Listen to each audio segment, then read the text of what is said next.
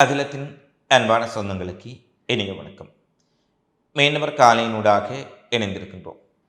Iran America இடையிலான மோதல் முடிவுக்கு வந்து ஒரு ஒப்பந்தம் எட்டப்படலாம் என்று எதிர்பார்த்த சூழ்நிலையில் மீண்டும் நிலைமை மோசமடைந்திருக்கின்றது. ஈரான் இன்று அதிகாரபூர்வமாக ஒரு அறிவிப்பை வெளியிட்டிருக்கின்றார்கள். ஈரானிய இராணுவம் முழு தயார் நிலைக்கு கொண்டு வரப்பட்டிருக்கின்றது. அமெரிக்காவின் போர் விமானத்திற்கு நேற்றைய தினம் என்ன நடந்திருக்கின்றது, இஸ்ரேல் அமெரிக்கா இடையிலான உறவில் விரிசல் ஏற்பட்டிருக்கின்றதா என்று சொல்லும் அளவுக்கு ஒரு சம்பவம் தற்போது இடம்பெற்றிருக்கின்றது. இது சார்ந்து வெளியாக இருக்கக்கூடிய மிக முக்கியமான செய்திகளை இந்த காணொலியில் பார்க்கலாம். ஈரான் அமெரிக்கா இடையிலான பேச்சுவார்த்தைகள் தொடர்ச்சியாக நீடித்து வந்த சூழலில் ஈரான் இறுதி கட்டமாக ஒரு 10 முக்கிய கோரிக்கைகளை அமெரிக்காவுக்கு முன்வைத்தார்கள். அதில் சில விட்டுக் கொடுப்புகளும் ஈரானால் முன்வைக்கப்பட்டது. ஏனெனில் இதுவரை தங்கள் நாட்டில் இருந்த செறிவூட்டப்பட்ட யுரேனியத்தை யாரிடமும் ஒப்படைக்க மாட்டோம் என கூறி வந்த ஈரான் திடீரென ஒரு அமைதியை ஏற்படுத்தும் நோக்கத்தில் அல்லது இந்த இழுபறையில் இருக்கக்கூடிய பேச்சுவார்த்தையை முடிவுக்கு கொண்டு வரும் நோக்கத்தில் தங்களிடம் இருக்கும் செறிவூட்டப்பட்ட யுரேனியத்தை எவ்வாறு 2015ஆம் ஆண்டு ரஷ்யாவுக்கு கொடுத்து பாதுகாப்பாக வைத்திருந்தோமோ அதே போல ரஷ்யாவிடம் கொடுப்பதற்கு ஒரு பரிந்துரையை செய்திருந்தார்கள். ரஷ்யாவும் இதற்கு உடனடியாக சம்மதத்தை வெளியிட்டிருந்தார்கள். அதாவது ஈரானின் செறிவூட்டப்பட்ட யுரேனியத்தை நாங்கள் பெற்றுக்கொள்வோம் என்ற அறிவிப்பு ரஷ்யாவிடமிருந்தும் கொண்டு வரப்பட்டது. ஈரானிடமிருந்தும் எங்களிடம் செறிவூட்டப்பட்ட யுரேனியத்தை ரஷ்யாவுக்கு கொண்டு செல்லப் போவதாக தெரிவித்தார்கள். அதேபோல கார்முஸில் அமெரிக்க முற்றுகை உடனடியாக நீக்கப்பட வேண்டும், வளைகுடாவில் இருந்து அமெரிக்க படைகள் வெளியேற வேண்டும் என்ற பல்வேறுபட்ட கோரிக்கைகள் அடங்கிய 10 விடயங்களை ஈரான் முன்வைத்திருந்தார்கள்.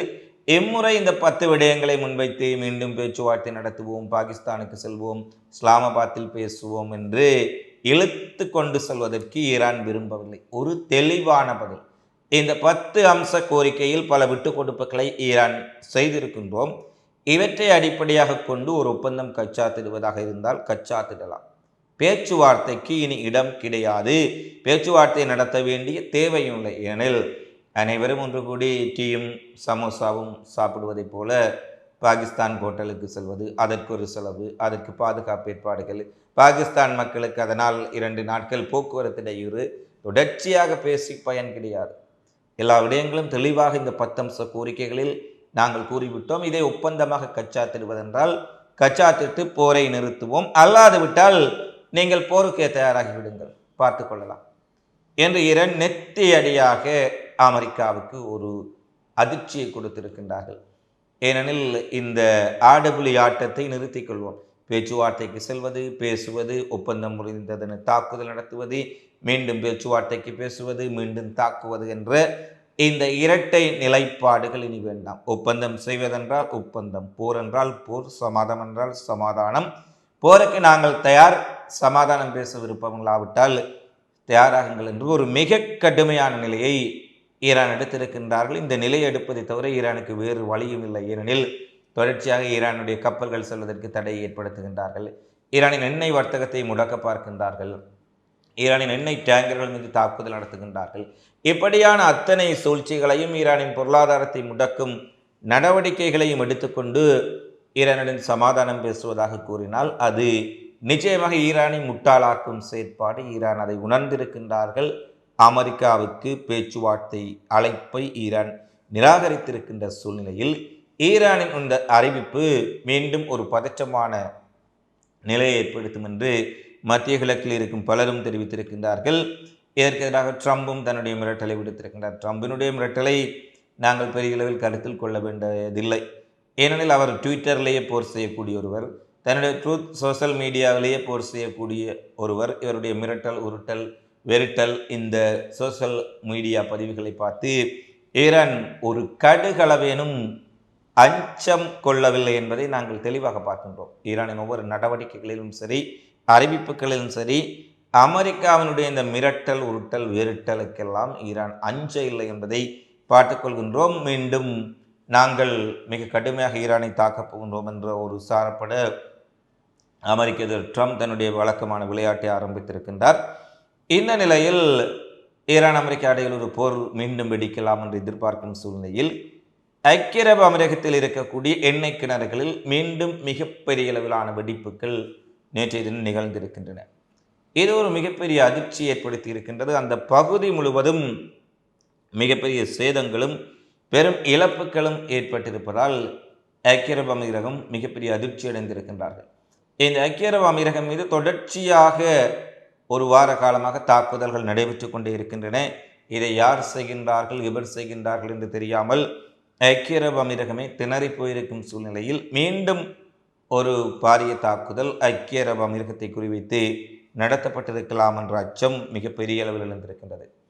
அடுத்து அமெரிக்க விமானப்படைக்கு ஒரு மிகப்பெரிய அதிர்ச்சி. ஈரான் அமெரிக்க மோதல் எப்போதும் வெடிக்கலாம் என்று எதிர்பார்க்கும் சூழ்நிலையில் அமெரிக்க விமானப்படையின் F-35 லைட்னிங் 2 ரக விமானம் ஒன்று கர்முஸ் ஜலச்சந்திக்கு அருகே பறந்து கொண்டிருந்த போது மிக அவசரமான நிலையை அறிவித்து அது தரையிறக்கம் செய்யப்பட்டதாக விமான பயண கண்காணிப்பு தரவுகளின்படி அறிவிப்புகள் வெளியாக இருக்கின்றன. அது ஸ்டெல்த் போர் விமானம் ஐக்கிய அரபு அமீரகத்தை நோக்கி திசை மாறி மறைவதற்கு முன்பு 7700 என்ற எச்சரிக்கை குறியீட்டை அனுப்பிய நிலையில் அவசரமாக தரையிறக்கம் செய்யப்பட்டிருக்கின்றது. பின்னர் அந்த விமானத்திற்கு என்ன ஆனது என்பது குறித்து அமெரிக்காவோ அல்லது ஐக்கிய அரபு அமீரகத்தினுடைய விமான நிலையங்களோ எந்த செய்திகளையும் வெளியிடாத சூழ்நிலையில் இந்த F-35 விமானம் சுட்டு வீழ்த்தப்பட்டிருப்பதாக ஈரானினுடைய IRGC தெரிவித்திருக்கின்றது. எனவே இந்த விமானம் இப்போதும் அமெரிக்கா தன்னுடைய விமானங்களை இழந்துவிட்டால் தொழில்நுட்ப கோளாறு ஏற்பட்டுவிட்டது, அவசரமாக தரையிறக்கம் செய்திருக்கின்றோம், சிறிய அளவில் சேதமடைந்திருக்கின்றது என்றுதான் எப்போதும் கூறுவார்கள். இதற்கு முன்பு F-35 விமானங்களை ஈரான் சுட்டு வீழ்த்திய போதும் கூட அமெரிக்கா இவ்வாறான பல விடயங்களை சொல்லி மூடி மறைத்தார்கள். ஆனால் பின்னர் F-35 விமானங்களை சுட்டு வீழ்த்திய ஆதாரங்களை ஈரான் வெளியிட்டு அமெரிக்காவையும் உலகையும் அதிர்ச்சிக்குள்ளாக்கி இருந்தார்கள். அதே போல மீண்டும் அமெரிக்காவினுடைய F-35 விமானம் சுட்டு வீழ்த்தப்பட்டிருந்தால் அது இதுவரை இல்லாத ஒரு இழப்பாக அமெரிக்காவுக்கு கருதப்படும் என்பதில் எந்த மாற்றமும் இல்லை. ஏனெனில் ஈரானினுடைய வான் பாதுகாப்புகள் குறித்து இவர்கள் ஏற்கனவே மிகவும் பலவீனமாக இருப்பதாக கூறும் சூழ்நிலையில் மீண்டும் ஒரு அமெரிக்காவினுடைய F-35 விமானம் சுட்டு வீழ்த்தப்பட்டிருந்தால் இது நிச்சயமாக அமெரிக்காவுக்கு ஏற்பட்டிருக்கக்கூடிய மிகப்பெரிய பின்னடைவு. பெரும்பாலான சுயாதீன ஊடகங்கள் இந்த F-35 விமானம் லைட்னிங் ஸ்டெல்த் விமானம் சுட்டு வீழ்த்தப்பட்டிருக்கலாம் என்ற செய்தியைத்தான் வெளியிட்டிருக்கின்றார்கள். அடுத்து இஸ்ரேலுக்கு தொடர்ச்சியாக இராணுவ ஆதரவையும் ஆயுதங்களையும் வழங்கும் முடிவுக்கு அமெரிக்காவில் பலர் தங்களுடைய எதிர்ப்புகளை வெளியிட்டிருப்பதாக வாஷிங்டன் டைம்ஸ் பத்திரிகை நடத்திய கருத்து கணிப்பில் தெரிய வந்துள்ளது. இதற்கு முன்பு இருந்த இஸ்ரேலுக்கு ஆதரவான அலை அல்லது நிலைப்பாடு இளைய அமெரிக்க மக்கள் மத்தியிலும் இளையோர் மத்தியிலும் கிடையாது. இஸ்ரேலுக்கு அமெரிக்கா அனுப்பக்கூடிய அமெரிக்க மக்களின் சொந்த வரிப்பணத்தில் அனுப்பக்கூடிய பணம் வீண்விரயம் செய்யப்படுவதாகவும் இது தேவையற்ற போர்களுக்கு செலவு செய்யப்படுவதாகவும் மனித உரிமை மீறல்களுக்கு பயன்படுவதாகவும் பல இளம் அமெரிக்க இளைஞர் ஜோதிகள் பேச ஆரம்பித்திருக்கின்றார்கள். அந்த கருத்து கணிப்பில் பலர் கூறுகின்றார்கள், இஸ்ரேலுக்கு ஆயுதங்களை அனுப்புவதற்கு, வெடிகுண்டுகளை அனுப்புவதற்கு ஏன் அமெரிக்கர்களாகிய நாங்கள் அரசுக்கு வரி செலுத்த வேண்டும் என்ற கூற்றுக்கள் தற்போது வைரலாகி வரும் சூழ்நிலையில் அமெரிக்காவுக்கும் இஸ்ரேலுக்கும் இடையே பல தசாப்தங்களாக இருந்த இராணுவ ஒத்துழைப்பில் அடுத்த 10 ஆண்டுகளில் அமெரிக்க நிதியுதவியை படிப்படியாக நாங்கள் குறைக்கவிருக்கின்றோம் என்று பெஞ்சமின் நேதன்யாகு CBS ஊடகத்துக்கு அளித்த பேட்டியில் தெரிவித்துள்ளமை இஸ்ரேல் அமெரிக்காவுக்கு இடையில் ஒரு முறுகல் நிலை, பிளவு ஏற்பட்டிருக்கின்றதா என்று ஒரு பாரிய கேள்வி ஏற்படுத்தி இருக்கின்றது. ஏனெனில் இதுவரை இது போன்ற கருத்துக்களை இஸ்ரேல் தெரிவித்ததில்லை. எப்போதும் அமெரிக்காவில் நாங்களும் இணைந்திருக்கின்றோம், அமெரிக்கா என்றால் இஸ்ரேல், இஸ்ரேல் என்றால் அமெரிக்கா என்று கூறியவர்கள் தற்போது அமெரிக்காவிடமிருந்து கிடைக்கக்கூடிய ஆயுத தளபாடங்கள் கொள்வனவு, பல்வேறுபட்ட இராணுவ தேவைகளுக்காக கிடைக்கக்கூடிய நிதி உதவியை இன்னும் 10 ஆண்டுகளில் மிகப்பெரிய அளவில் நாங்கள் குறைக்கப் போகின்றோம் என்று வெளியிட்டிருக்கும் அறிவிப்பு இஸ்ரேல் அமெரிக்கா இடையில் ஒரு பிளவு ஆரம்பித்துள்ளது என்பதை தெளிவாக காட்டுகின்றது. 74,000க்கும் மேற்பட்ட பலஸ்தீன் மக்கள் கொல்லப்பட்ட பின்னர் காசா போரில் இஸ்ரேல் மிகப்பெரிய மனித உரிமை மீறல்களை மேற்கொண்டிருக்கின்றார்கள் என அமெரிக்க ஊடகங்களில் தற்போது இஸ்ரேலுக்கு எதிராக பல காணொளிகளை, ஆவணப்படங்களை வெளியிட்டிருக்கும் சூழ்நிலையில் தான் இந்த விடயங்கள் தற்போது வெளிவந்திருக்கின்றது. அடுத்த ஒரு அதிர்ச்சி சம்பவமாக துருக்கியில் இருந்து வந்த விமானம் நேபாளத்தில் தரையிறங்கிய போது விமானத்தின் டயரில் திடீரென பாரிய தீ விபத்து ஏற்பட்டதால் துருக்கி இஸ்தான்புல் நகரிலிருந்து நேபாளத்துக்கு வந்த விமானத்தில் ஒரு பரபரப்பு ஏற்பட்டிருக்கின்றது. காலை 6:45 மணிக்கு விமானம் காத்மண்டு நேபாளத்தினுடைய தலைநகரில் தரையிறங்கிய போது விமானத்தின் டயர் திடீரென தீப்பிடி தெரிந்தது. இந்த விமானத்தில் 277 பயணிகள் மற்றும் விமானிகள் உட்பட மொத்தம் 288 பேர் பயணித்த சூழ்நிலையில் திடீரென டயர் தீப்பிடி தெரிந்தமை மிகப்பெரிய பதற்றத்தை ஏற்படுத்தியதை அடுத்து விமானத்தில் இருந்த அனைவரும் அவசரமாக தரையிறக்கப்பட்டார்கள். விமானத்தின் எமர்ஜென்சி கதவுகள் வழியாக பயணிகள் மீட்கப்பட்டு சூழலில் சிலர் லேசான காயத்துடன் தப்பி பிழைத்திருக்கின்றார்கள் என்ற செய்தி வழியாக இருக்கின்றது. எனவே இந்த துருக்கியிலிருந்து புறப்பட்ட இந்த விமானத்தில் திடீரென ஏற்பட்ட தீ விபத்திற்கு என்ன காரணம் என்பது குறித்து விமான நிறுவனம் விசாரணைகளை ஆரம்பித்துள்ளார்கள் என்ற செய்திகளும் வெளியாக இருக்கின்றது. இது எப்படியாக இருப்பினும் ஒரு மிகப்பெரிய அசம்பாவிதம், 288 மக்களின் உயிர்கள் காப்பாற்றப்பட்டிருக்கின்றன.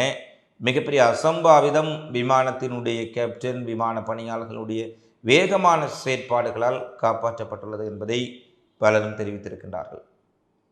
அமெரிக்க அதிபர் டொனால்ட் ட்ரம்ப் இன்னும் 2 தினங்களில் நாளை மறுதினம், அதாவது மே 13 முதல் 15 ஆகிய 3 நாட்கள் அரசு முறை பயணமாக சீனாவுக்கு செல்கின்றார் என்ற அறிவிப்பை வெள்ளை மாளிகை அதிகாரப்பூர்வமாக வெளியிட்டிருக்கின்றார்கள்.